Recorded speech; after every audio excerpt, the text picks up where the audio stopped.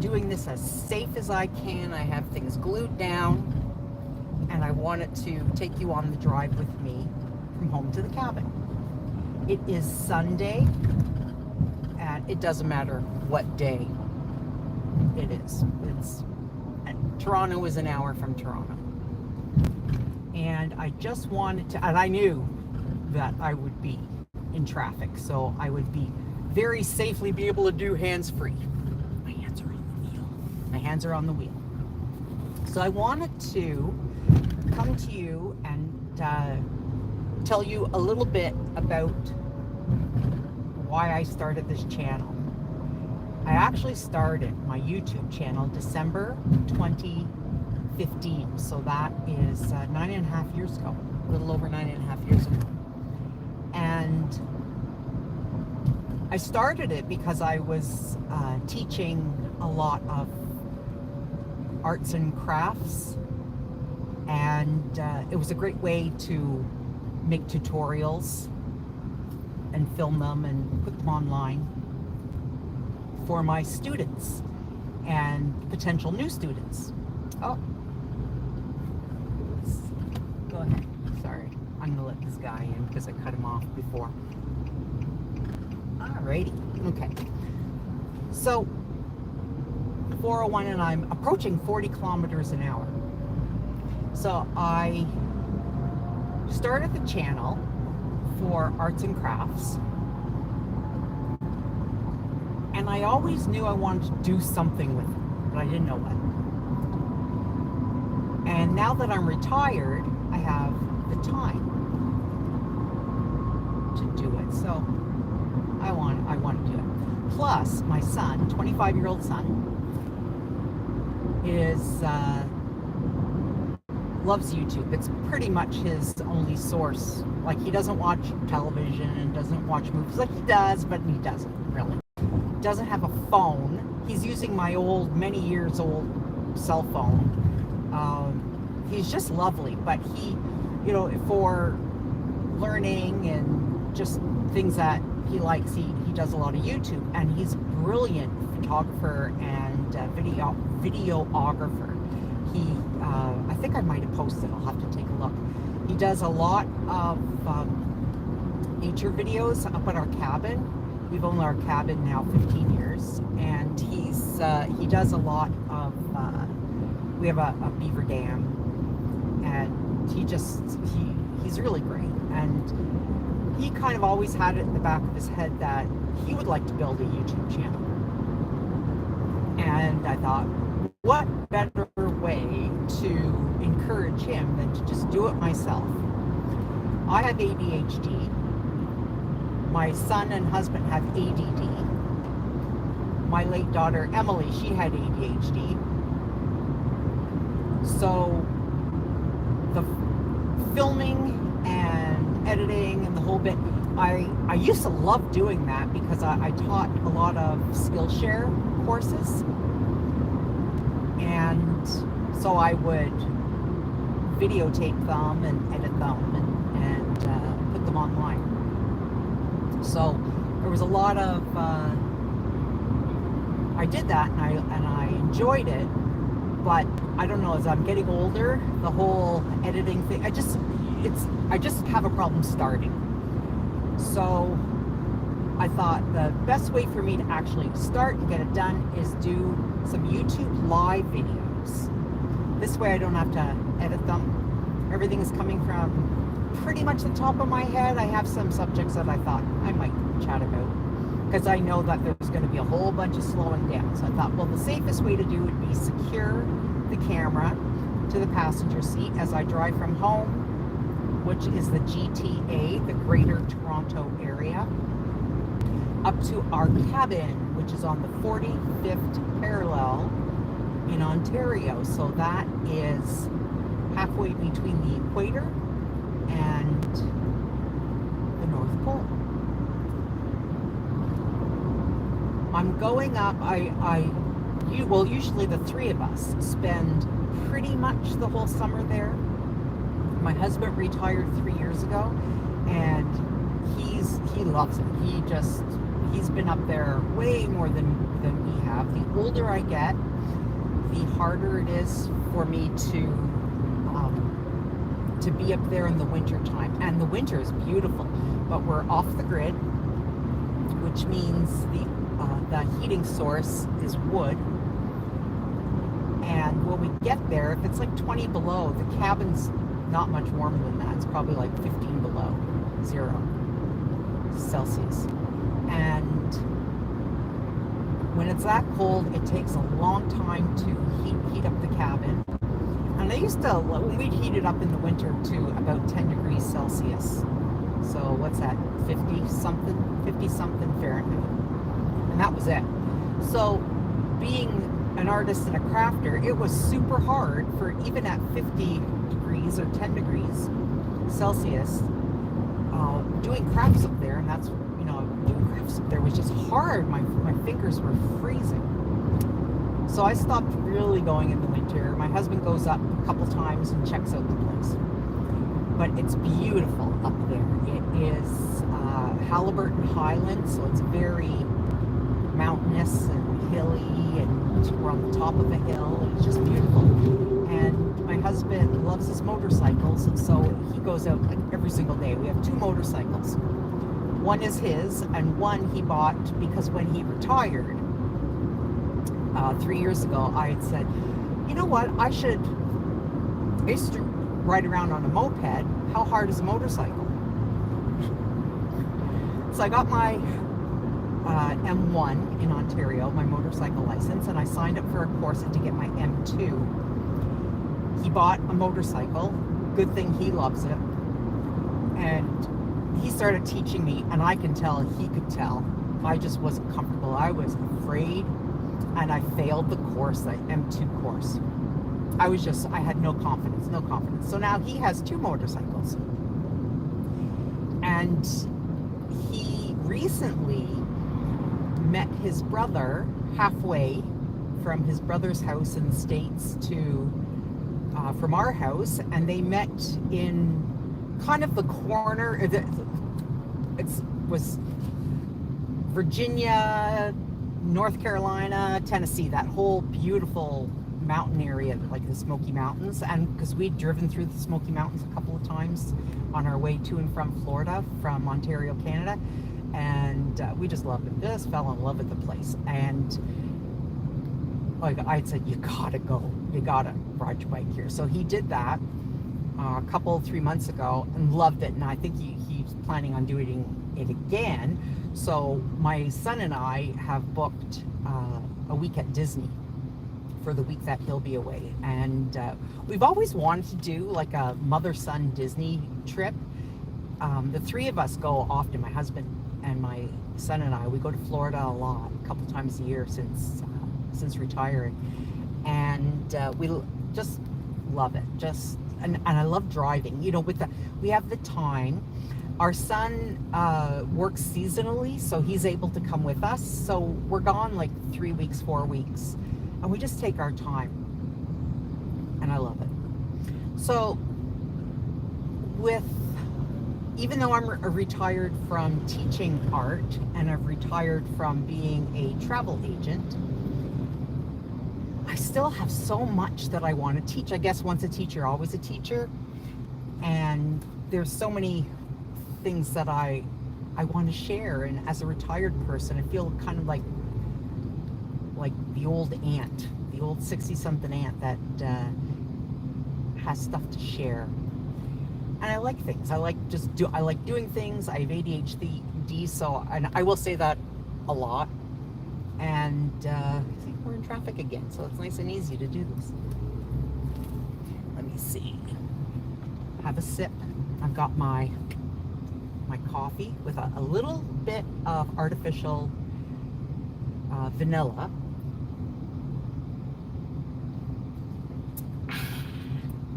That's how you're supposed to drink coffee. So I thought, there's so many things that I like to learn on YouTube. Maybe I have a thing or two to teach, since, again, being a teacher. When I say I love to travel, I want to talk about travel, I really mean basically all around Ontario and the highways to get from Ontario to Florida, Central Florida particularly. We just love it. Everybody's so nice. I don't get political. I have my political opinions, of course, like everybody, but you know what? There's enough people out there that agree with the things I agree with that I don't need to spew my beliefs on people type of thing. That's fine. Because I love Americans. I really love Americans. All Americans.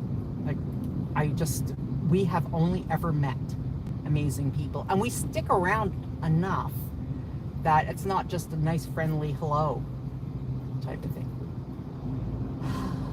Toronto's an hour from Toronto. So that's why I started the channel. Is got lots to teach, lots to learn, and what better way to encourage my son to do YouTube is to do YouTube myself.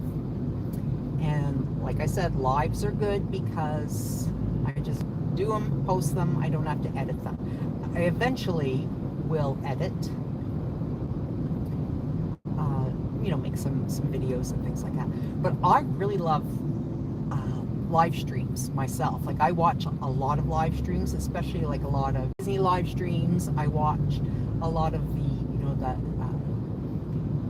municipal and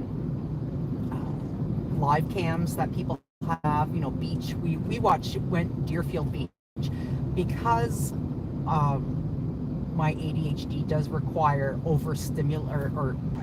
it's so weird, isn't it? Is I need to have stimulus, but then I get overstimulated. And so I grew up with because I have a family of ADHDers in my family, we grew up with the television on all the time. And then when we went to visit my grandmother, the radios were on. So, it just really deep in us that there's always that background noise. Where I don't like to listen to the radio really is in the car. In the car I listen to podcasts and things like that because I like learning. Ooh, nice motorcycle. See, dude, gotta be careful. Gotta pay attention to those motorcycles. Oh, we're slowing down again. So what was I gonna say? Oh yes, so always have the TV in the background, but with so much kerfuffle stuff that it's we have 500 channels and there's never anything to watch. So I like to watch YouTube live streams, and especially Deerfield Beach. We found Deerfield Beach in Florida, and we'll just put that on just to have it in the background, just to have the noise and the stimulus in the background. And but also silence is good. I do like silence. Now, since I've actually been in our city house, which is a townhouse, I've been there a lot more than I thought I was going to be this summer. Just various reasons, appointments and health stuff, and so that's where I am.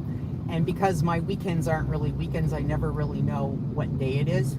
My son he works 5 days a week up north, and his weekends are Wednesdays and Thursdays, and he does like to come home those days. He loves it up there, but he likes to come home those days. And so I like coming home too, 5 days in the woods, off the grid. It's very nice. And but there's always something else to do. So on Tuesday nights we drive home, and then we go back up Thursday afternoons, and that's okay. We like it. And my husband likes, he does his alone time, and that's when he does his major 8-hour rides up north through the hills, by the lakes. It's just gorgeous. It's nice. I will do live streams up there as well, so I can take you around the place. We've neglected it. Like I said, we bought it. Let's talk about the cabin for a little while.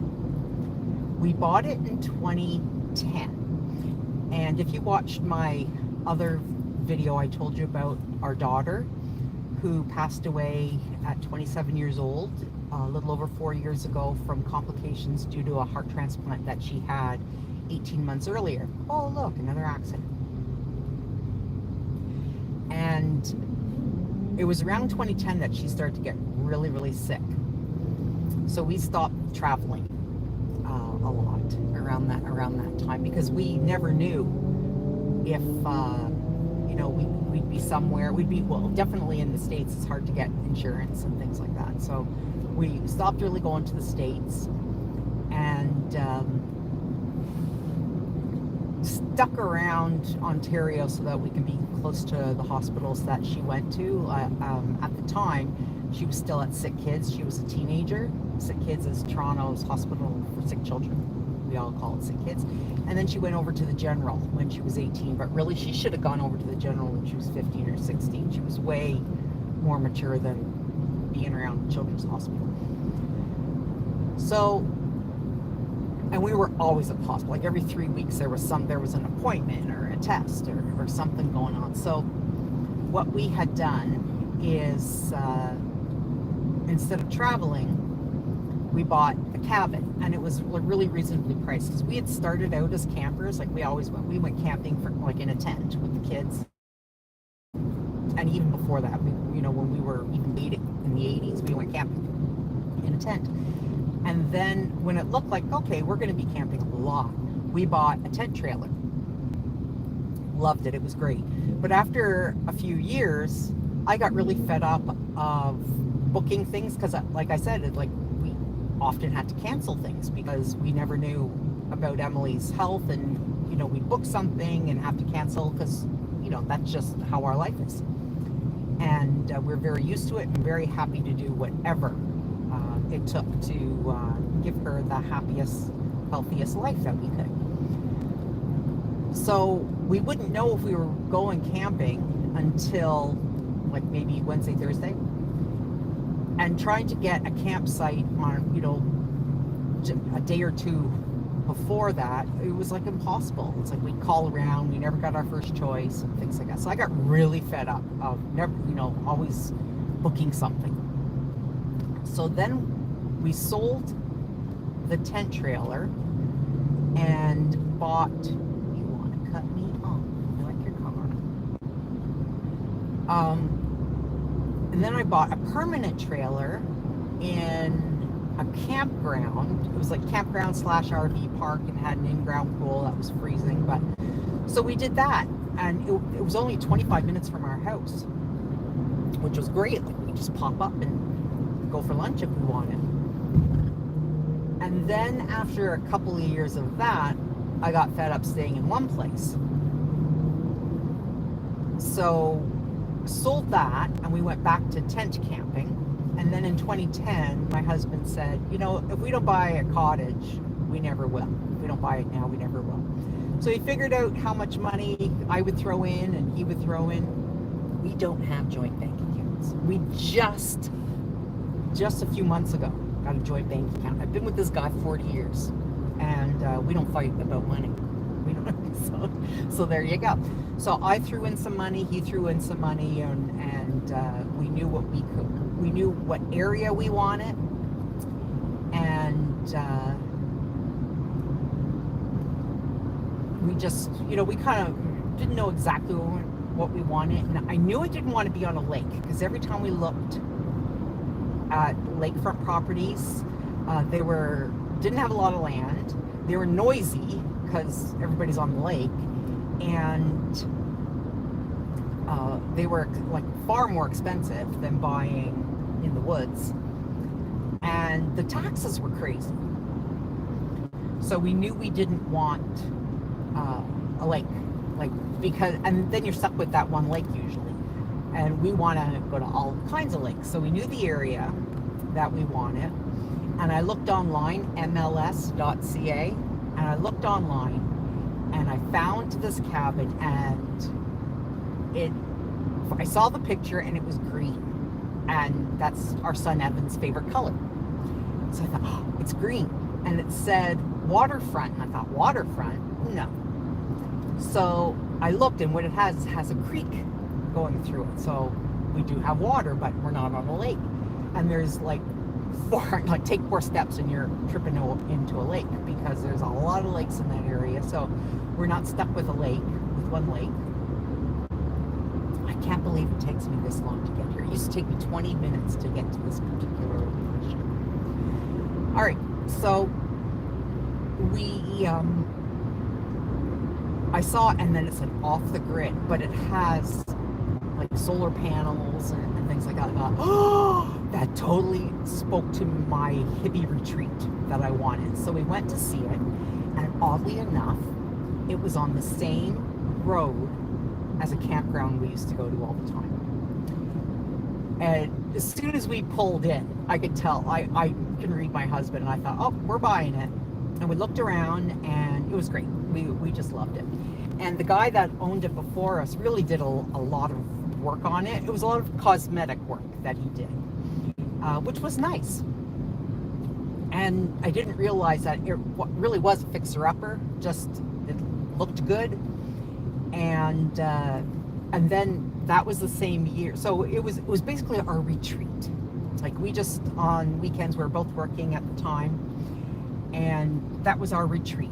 And by that time, Emily liked being alone anyway. So it was good for her to have alone time, although we've had to rescue her a few times. We got the phone call, I'm in Toronto and I'm having a panic attack and stuff. And, one of us would leave and come down and drive the, 2.5 hours and come and get her, because that's what you do. That's what you do. We decided to have children, and whatever they needed, I was good to do that. And I knew that she wasn't going to live very long, so I wanted to give her everything. And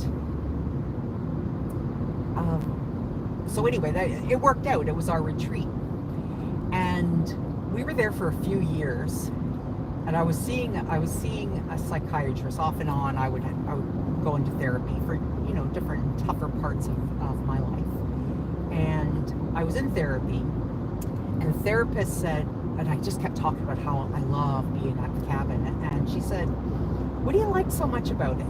And I said, it takes effort. Like, if I want water, I have to go into town and fill my jugs of water and bring them to the place. If I want electricity, I have to make sure that there's enough solar that powered the battery, make sure the battery was up. If not, I have to turn on the generator and top up the battery.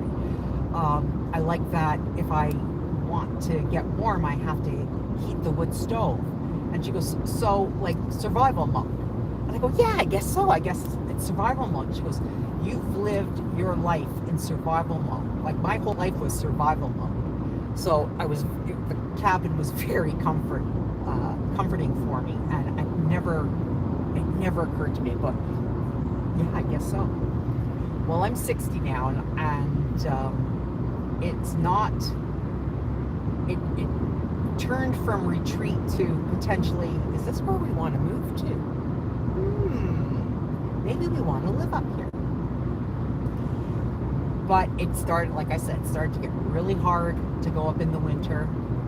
So it was basically a 3-season place. And that worked out well, especially when we were retired, because the winters would be for Florida.